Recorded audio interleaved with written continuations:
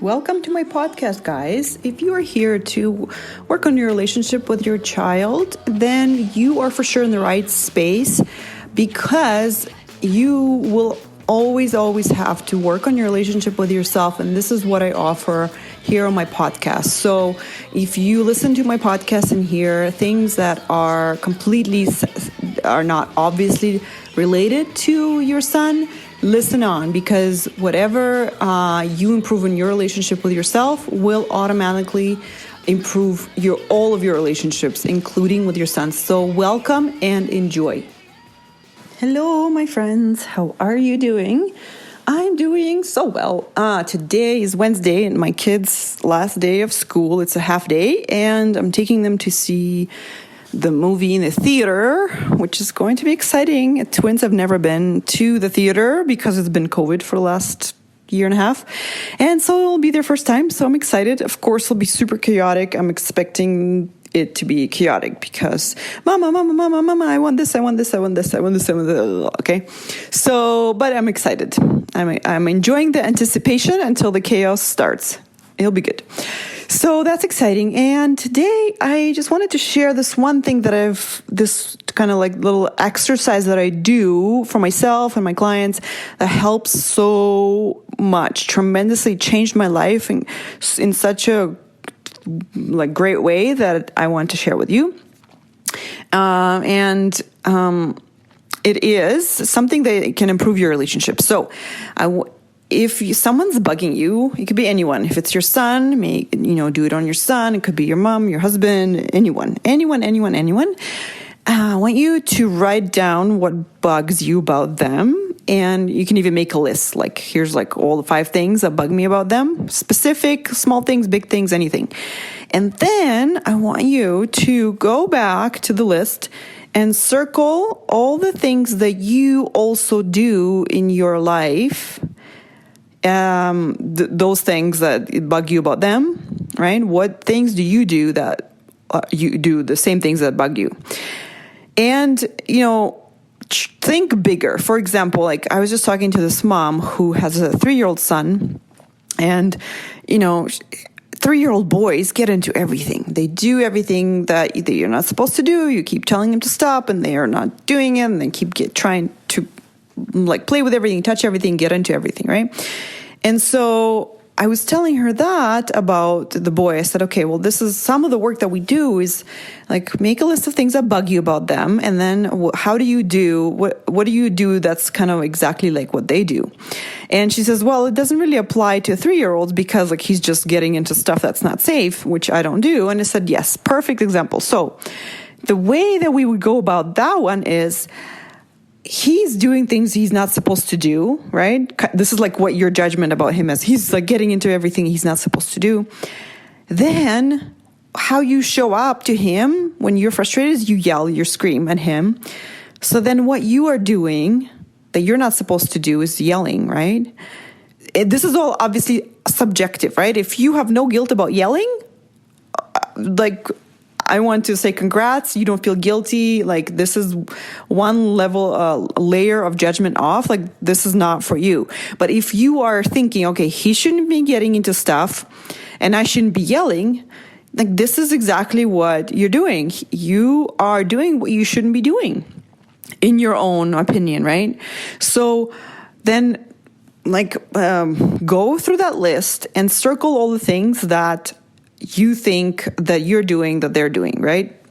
And kind of try to find that, where do I do that? Okay, if I don't do this thing with this person, do I do it anywhere else? Or do I do it in some sort of other version? And I'm going to be honest, it will not be easy sometimes and you might not be able to see it. You're no, I don't do that for sure. No way. Natalia is totally wrong. And I've been there and it was totally worth it for me to dig deeper and find how is it that I'm doing that exact same thing. Here's why. Because whatever we're judging in someone else, we also have that trait that we don't like about ourselves. That is always 100% true. So you just have to find how it is true, okay?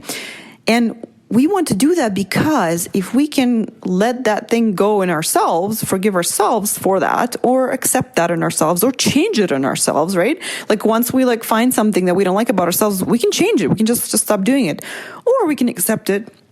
We can make peace with it, right? Forgive ourselves. Then after we do that work on ourselves, then it's just super easy with the rest of them, right? And all of that is so worth it because it feels terrible when people bug us, right? It feels terrible, right? Especially people that we live with, right? It just feels terrible to us. So after a while of trying to change the other person and we can't change them, after a while of us not being able to change them, we want to feel better, right? So if we want to feel better, then you might actually be willing to do this work on yourself. It's not a comfortable work. We don't want to do this. It's hard. We have to be critical of ourselves. We have to dig deep and we have to be honest and we have to be vulnerable. Like that is not pleasant always, right? But what's on the other side of that is you're free. You're free from feeling bad. You're free from being resentful. You're free from being mad at your husband. You're free from wanting others to change, right? You feel so much more in control of your life, of how you feel. And so let me just review that exercise with you, okay? So either on a piece of paper or in your phone, or right, wherever you want, write down what bugs you about this one person. You can make a list, you can make one thing, and then think, how is this true about me? Where do I do this in my life? Who do I do it with? And then if your answer is, no, I don't do that at all, then think about like, okay, what if I did do that? Okay, what if you spend most of your time trying not to do it and then you did do it? How would you think about yourself? Well, you probably would be very unhappy and judgy about yourself or you would be bugged by that thing that you do. And that's where your work is. Okay, now I know that I do this thing that bugs me in others. I also do this thing and it bugs me in me. Here are my choices. I can either stop doing that thing and not judge myself if I do it, or I can make peace somehow. Like, how do I do that? How can I be okay with me doing this thing? That's your work. It's not going to come to you right away. It might with some things. With other things, it might be like a question that you tell your brain, hey, brain, go to work on this question. How can I be okay with this thing? How can I be okay with me doing this? And then let time do its thing. Let your brain do its thing. And look for examples. Like, how can this person be okay with this, right?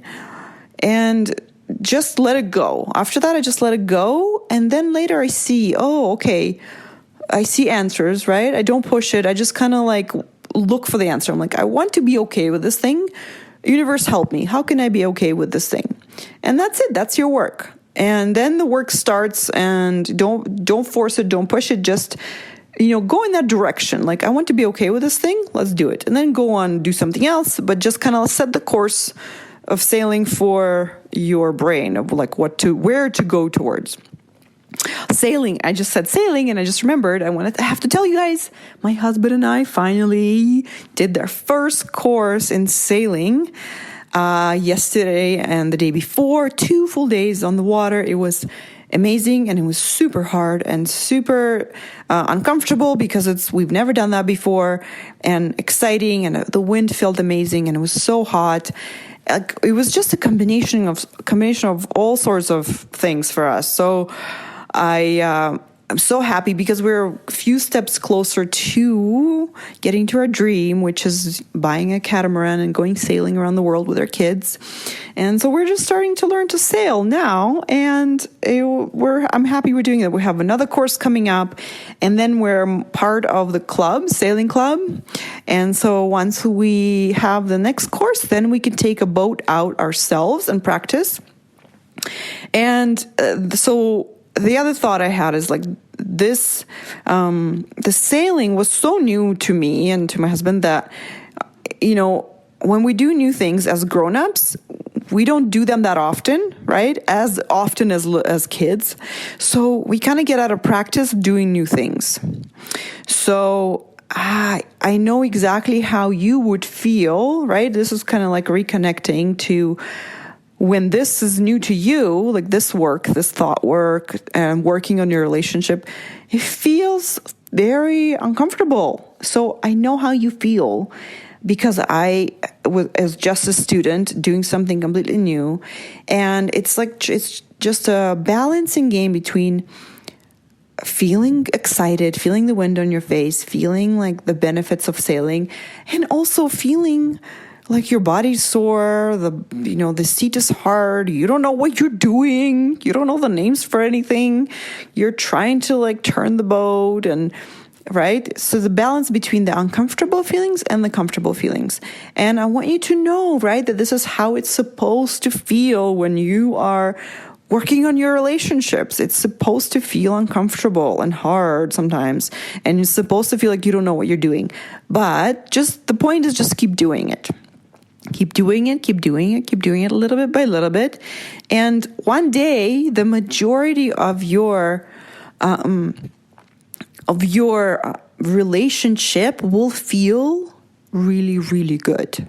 It will not feel hard. It will not feel like you're fighting a lot. No, the majority of it, like 98% of it, will be like, no, we're good. And then you'll have the human 2% part where you fight and argue and figure it out, right? So basically you're sailing your course from fighting too much to we're good. We almost never fight.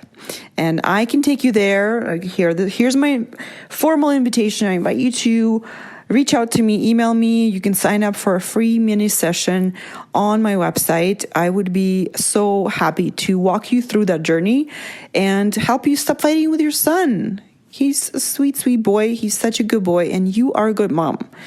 You just kind of forget sometimes and focus on all the negative things too much, and I can help you, teach you how to be in that other place where everything is good most of the time, and not let your brain derail you with all the thoughts that don't serve you. All right. Well, I hope I'll talk to you soon. I'm looking forward to it. And sign up for the session. The first session is completely free, and it will be the most rewarding thing you ever do for yourself. It's an investment that you do for yourself and your son, for his future and your future, and how good your relationship is when he's all grown up. All right. Well, I love you all, and I'll talk to you next week.